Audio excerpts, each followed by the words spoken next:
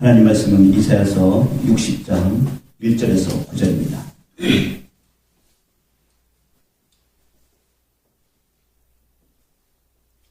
일어나라, 빛을 발하라.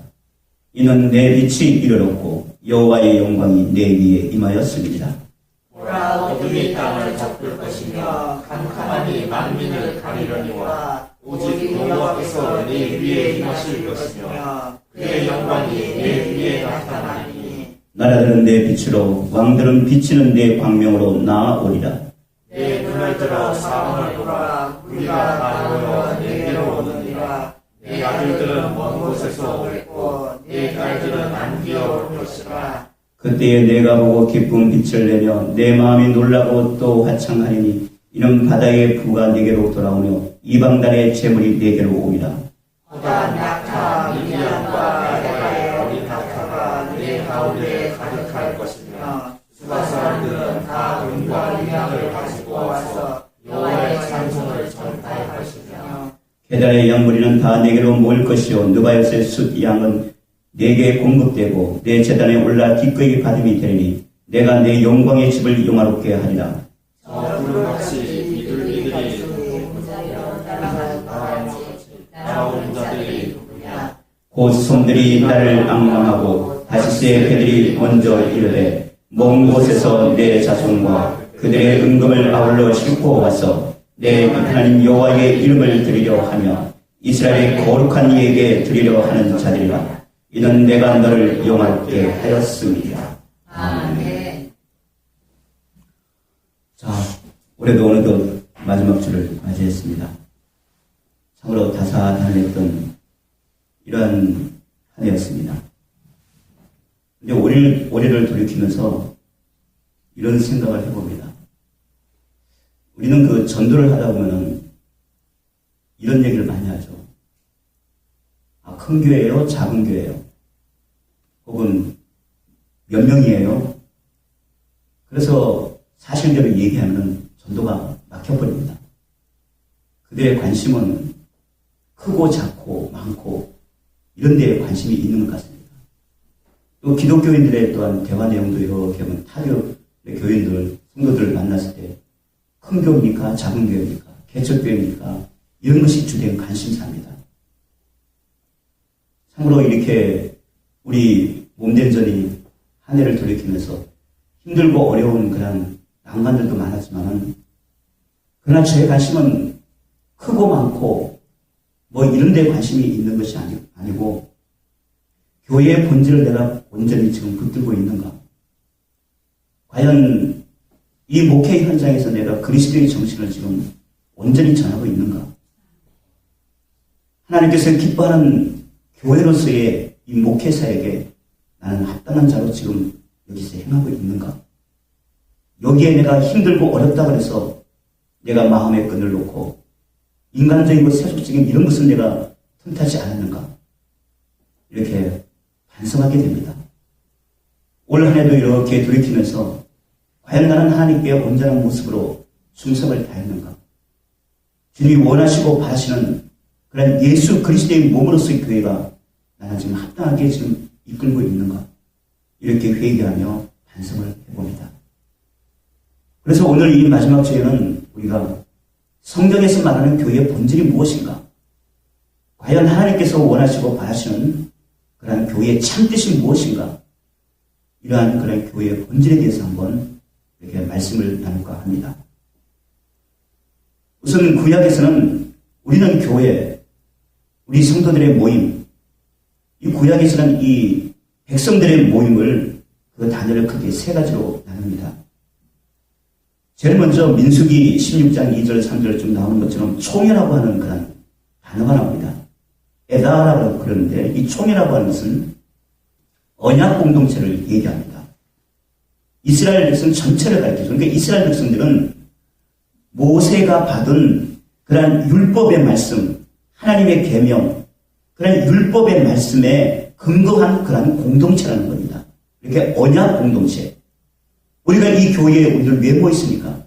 예수 그리스도의 말씀에 의해서 하나로 묶여진 자다. 이렇게 얘기할 수가 있습니다.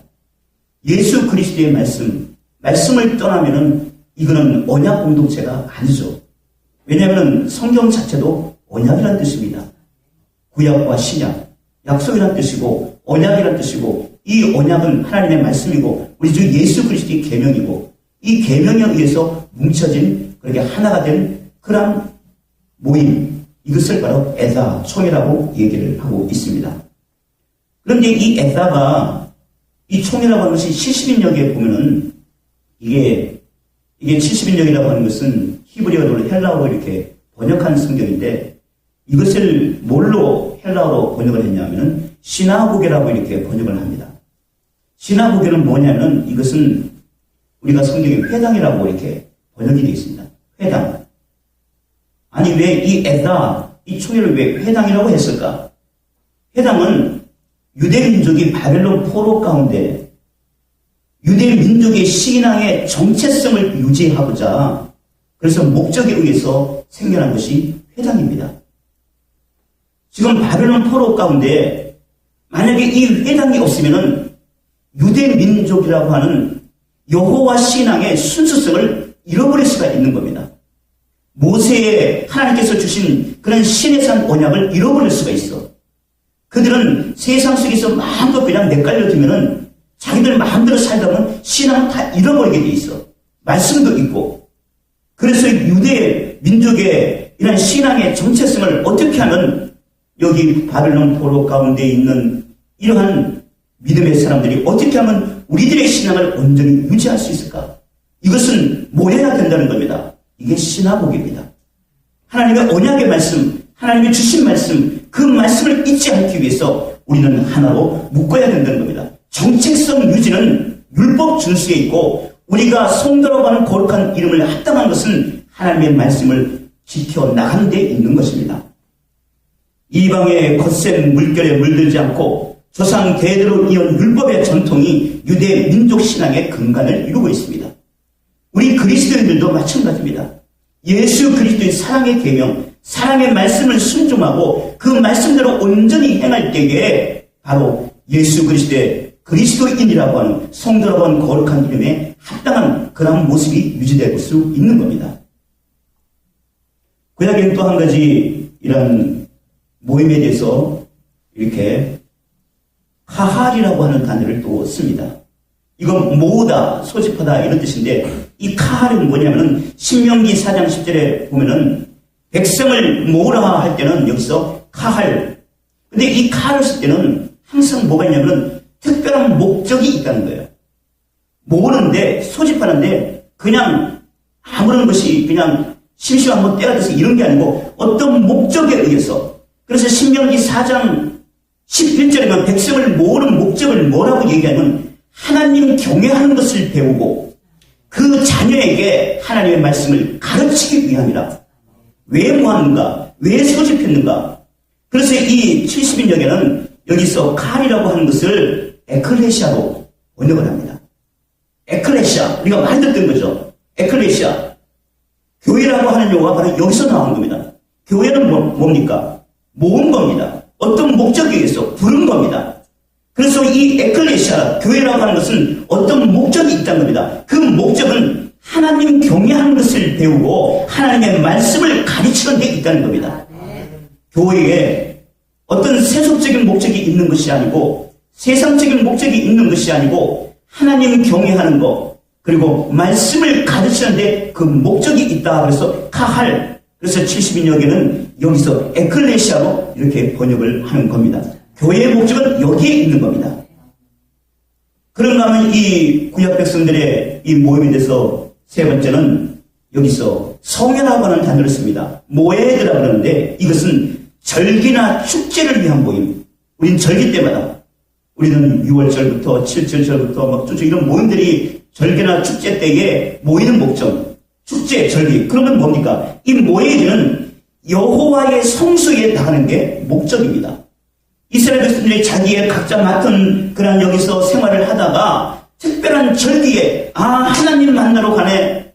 예루살렘 성소에 하나님을 만나러 가네. 즐거움, 설렘, 기쁨으로 여호와를 맞이하는 그런 기쁨의 모임이 모에드라고 하는 겁니다. 각자의 터전에서 생활하는 가운데 절기나 축제의 예루살렘 성수에서 하나님을 뵙는 시간은 이들에게 가장 소중한 시간입니다. 오늘날 우리에게 예배의 바로 뜻이 여기에 있습니다. 예배를 왜 드릴까? 우리의 각자의 삶에서 이렇게 영위하고 삶을 살다가 하나님 만나러 가네, 주님을 만나러 가네, 주님과 여기서 이제는 주님의 말씀을 통해서 내 영혼을 또 이렇게 소생케 하네, 기쁨과 설렘으로 모이는 모임이 바로 예배라고 하는 겁니다. 예루살렘 성소, 즉 교회에서 예배하는 시간만큼 소중하고 기쁜 시간도 없습니다. 하나님의 말씀을 통해서 우리 주님을 알고 깨달음으로 우리 영혼이 기쁨의 소망을 가질 수 있는 것은 바로 예배를 통하기 때문입니다. 그래서 이 교회라고 하는 것은 이렇게 구약 이스라엘 백성들을 대체한 겁니다. 구약의 이스라엘 백성들이 여기서 보면은 에다 혹은 가할, 모에드라고 하는 단어를 통해서 여기서 모이는 이런 의미들을 강조했는데, 이것이 신약에 와서 우리들 교회는 이런 구약 이스라엘 백성들을 영적인 집단입니다. 우리들은 이제는 육을 벗어나서 이제는 헬라인이나 이방인이나 유대인이나 이방인이나 모든 민족과 열방을 초월해서 예수 그리스도 안에서 하나 된 영적인 집단을 교회라고 하는 겁니다. 예수 그리스도의 오심으로 우리는 예수 그리스도 안에서 하나가 되었습니다. 그래서 총회, 에다라고 하는 건 약속, 아까 말한 것처럼 약속의 언약 백성이라는데 그 언약은 뭡니까? 우리가 예수 그리스도 안에서 구원의 약속을 받았다는 겁니다. 우리가 예수 그리스도 안에서 그 약속을 믿고 가는 자들입니다. 그래 우리 주 예수 그리스도의 십자가, 그 십자가는 우리를 구원하는 하나님의 능력이 됨으로 말미암아 이제는 모든 민족과 열방과 유대인이나 헬라인이나 모든 민족과 열방을 초월해가지고 그 안에 있는 자들마다 이제는 구원의 약속을 누구든지 받는다는 겁니다. 그런가 하면 가할이라고 하는 것은 아까 말한 것은 소집하는 목적이 있다는데, 우리의 목적은 말씀을 가르치고 말씀을 전파하는 데 있습니다. 교회에서 하는 일은 말씀을 받고 말씀을 가르치고 이것을 말씀을 전파하는데 그 목적이 있다는 겁니다.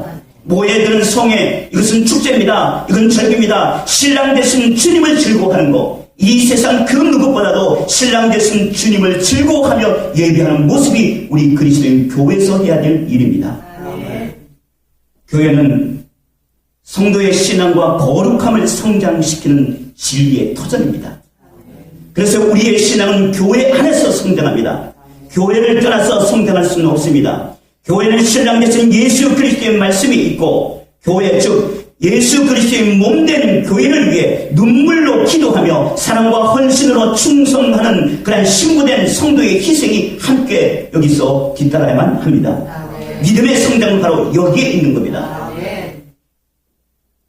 그러나 이 교회가 무너졌습니다. 오늘 본문 이사야 60장에 나왔지만 59장은 무너진 교회를 나타내고 있습니다. 이사야 59장에는 하나님의 분노의 목소리가 들립니다. 이스라엘 언약 백성들의 자기의 사명을 잃어버렸습니다. 교회가 자기의 그런 사명을 망각하고 있습니다. 그래서 59장에 보면 예루살렘 언약 백성들의 타락을 적나라하게 지금 나타내고 있습니다. 죄악으로 더러워진 손, 거짓된 입술, 악독한 혀, 공의가 없는 송사, 진실이 없는 판결, 험한 거짓을 신뢰하는 것, 악행을 잉태하는 것. 그래서 이들은 결국 황폐와 파멸의 길로 나가며 주님의 평강의 길을 알지 못한다고 선포하고 있습니다. 그래서 이들은 어두운 가운데 더듬으며 길을 잃는다고 지금 얘기하고 있습니다. 무너진 신앙. 결국 무지한 신앙은 캄캄함 속에서 여기서 헤맬 수밖에 없습니다. 오늘 우리들에게 있어서 우리의 영적인 눈이 새롭게 깨어나야만 됩니다. 교회의 본질을 회복해야 되고 참된 예수 그리스도의 정신을 회복하셔야만 됩니다. 이 무지한 신앙에 대해서 1934년 웰치 박사라고 한 분이 있습니다. 평생 목회와 신앙을 회고하면서 내린 결론은 이런 말을 하고 있습니다. 무지한 신앙은 열정적은 될 수 있으나 쓸모가 없고 무가치하며 많은 낭패를 가져온다. 이렇게 회고하고 있습니다. 말씀을 떠난, 말씀에 벗어난 자기의 무지함과 교만함 속에 빠진 무지한 신앙들의 결과를 지금 평생을 여기서 목회와 신학을 했던 웰치 박사는 이렇게 회고합니다. 그런가 하면 평생을 목회된 미국 복음주의의 어느 목회자는 이렇게 말씀을 하고 있습니다. 그가 평생 목회를 하면서 깨달은 것은 여기서 이런 말을 합니다. 자기 자신의 의에 만족하고 우월의식을 가진 자들은 자신의 영혼이 파멸되어 있다는 사실조차 깨닫기도 힘들다. 여러분, 이분들이 왜 이런 말을 합니까? 오늘날 수많은 자들이 여기서 교회의 본질을 망각한 채, 그러나 자기 자신은 천국에 간다는 자기 의에 여기서 가득 차면서 참된 본질을 잃어버리고 있다는 사실입니다. 자기 영혼의 비참함을 알지 못하고 있습니다. 이런 여기에 대해서 과정사차 화이트헤드는 이렇게 말합니다. 기독교가 로마를 정복하면서 거꾸로 로마는 기독교를 정복하였다. 영적인 부분을 다치하고 있습니다. 초대교회의 순수성은 사라졌다는 거죠. 예수 그리스도의 정신은 사라졌다는 거죠. 그래서 15세기 헬키츠키라고 하는 그런 신학자는 이런 말합니다. 사도들을 통하여 이루어진 교회의 순수성은 로마 교회를 통해서 철저히 여기서 파괴되었고 타락했다. 여러분, 이러한 암울한 이 시대에 이제는 교회의 본질을 회복해야 되는데, 이제는 이 교회를 다시 일어서는 교회로 우리는 다시 한번 여기서 회복을 시켜야만 됩니다. 교회의 알파와 오메가는 그 누구도 아니고, 그 어느 집단도 아니고, 어느 교권도 아니고, 어느 형법도 아니라 오직 예수 그리스도의 신적인 진리에 있습니다. 예수 그리스도의 정신, 십자가가 사라진 교회는 예수께서 빈 무덤에 남겨놓은 껍데기의 옷일 뿐입니다. 껍데기 옷으로 인간을 우매화시키는 것은 바로 타락한 지도자들이었습니다. 타락한 지도자, 교회의 타락의 원성은 타락한 지도자로부터 여기에 비롯된 겁니다. 톨스토이의 고백록에 보는 신앙의 그물을 이렇게 소개하고 있습니다. 예수께서는 제자들을 통하여 모든 세상을 신앙의 그물로 잡으려 했다. 그러나 아주 큰 고기들이 그물을 찢고 탈출을 했다. 그래서 나머지 작은 물고기들이 그 구멍을 통해 도망쳤다. 따라서 신앙의 그물 속에는 고기가 남아있지 않았다. 그물을 찢어놓은 큰 물고기들은 권력을 얻고 명예를 얻고 부를 얻고 참된 예수 그리스도의 정신 대신에 기독교의 껍질만 남겨놓았다. 톨스토이가 그의 참여록의 고백록에서 여기서 얘기한 겁니다. 교회는 건물이 아닙니다. 교회는 어떤 기구도 아니고 신교단체도 아닙니다. 교회는 예수 그리스도를 향한 영적 고백입니다. 그 영적 고백은 예수 그리스도와의 실존적인 고백입니다. 예수 그리스도를 향한 삶의 방향은 우리가 온전히 예수 그리스도의 온전한 실존적인 고백, 영적인 고백을 향하면 됩니다. 오직 주님만을 위해서, 오직 주의 말씀을 쫓아서, 오직 주의 십자가를 향해서 자신의 욕망을 포기하고 오직 세상을 구하기 위해 자기 자신을 버리신 예수 그리스도의 삶을 쫓아간다고 우리는 고백하셔야만 됩니다. 교회는 예수 그리스도의 가르침과 정신이 실천되는 것입니다. 따라서 교회는 그리스도의 정신이 임재하는 곳이며 우리 영혼이 주님과 함께 거하고 우리 영혼이 고통받는 이웃에 있고 우리 영혼이 주님의 사랑을 실천하는 곳에 참된 교회가 있는 것입니다. 오늘 바로 본문은 이것을 얘기하고 있습니다. 일어나 빛을 발하라고 얘기하고 있습니다. 이제는 교회의 본질을 회복하고 이제는 일어나 빛을 발해야만 됩니다. 비록 세상은 캄캄하지만 이제는 여호와의 영광이 우리에게 임했기 때문에 온 열방 가운데 이제는 우리의 빛을 드러내야만 됩니다. 올 한 해를 이렇게 돌이키면서 이제는 우리는 어떻게 하면 하나님이 기뻐하는 교회가 될까? 이것이 오늘날 저와 여러분들의 가장 주된 관심사입니다. 외형적인 모습이 아니라 어떻게 하면 하나님이 기뻐하는 교회가 될까?